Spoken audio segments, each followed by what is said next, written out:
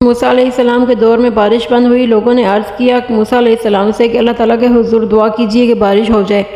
मूसा अलैहिस्सलाम ने सब लोगों को जमा किया और अल्लाह के हुज़ूर दुआ की। अल्लाह ताला ने फरमाया, मूसा इस वक्त तक बारिश नहीं होगी जब तक आप अपनी मजलिस से इस आदमी को नहीं निकालेंगे जो 40 साल से एक गुनाह में मसरूफ़ है।